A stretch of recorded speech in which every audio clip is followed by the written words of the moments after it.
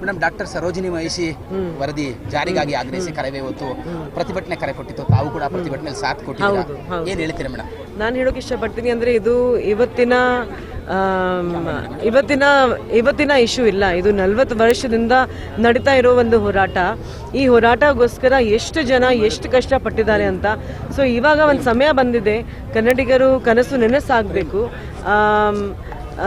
ಕನ್ನಡಿಗರಿಗೆ 100% CND ಗ್ರೂಪ್ಸಲ್ಲಿ ಮೀಸಲಾತಿ ಸಿಗಬೇಕು. ಸರ್ಕಾರ ಕೊಡ್ತಾರೆ ಅಂತ ಹೇಳಿದ್ದಾರೆ, ಬಟ್ ಅದು ಯಾವಾಗ ಇಂಪ್ಲಿಮೆಂಟ್ ಆಗಬೇಕು, ಅದು ಅನುಷ್ಠಾನ ಆಗಬೇಕು ಬೇಗ. ಆ್ಯಂಡ್ ಅಷ್ಟೇ. ಈಗ ಮೇಡಮ್, ಕನ್ನಡ ಚಿತ್ರರಂಗದ ವಿಚಾರಕ್ಕೆ ಸಂಬಂಧಪಟ್ಟಂಗೆ ತುಂಬ ಜನ ಬಂದಿಲ್ಲ ಅನ್ನುವಂಥ ಆಕ್ರೋಶವನ್ನು ನಾರಾಯಣಗೌಡರು ಕೂಡ ವ್ಯಕ್ತಪಡಿಸಿದ್ರು. ಯಾಕೆ ಈಗ ಆಗ್ತಾ ಇದೆ? ಪದೇ ಪದೇ ಯಾಕೆ ಅವ್ರುಗಳನ್ನು ಇನ್ವೈಟ್ ಮಾಡುವಂಥ ಕೆಲಸವನ್ನು ಪದೇ ಪದೇ ಸಂಘಟನೆಗಳು ಮಾಡಬೇಕಾ ಅಂತೇಳಿ?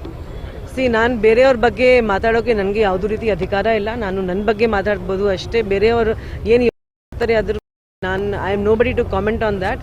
ಸೊ ಅಷ್ಟೇ, ಅವ್ರವ್ರ ವೈಯಕ್ತಿಕ ವಿಚಾರ, ಅವ್ರವ್ರ ವೈಯಕ್ತಿಕ ಯೋಚನೆ ನಾವು ಅವ್ರ ಮೇಲೆ ಬಿಟ್ಟಿದ್ದೀವಿ. ಸೊ ಅಷ್ಟೇ, ನಾನಿಲ್ಲೇ ಇದ್ದೀನಿ ಯಾಕೆಂದರೆ ನನಗೆ ಪ್ರೀತಿ ಇದೆ ಅಷ್ಟೇ.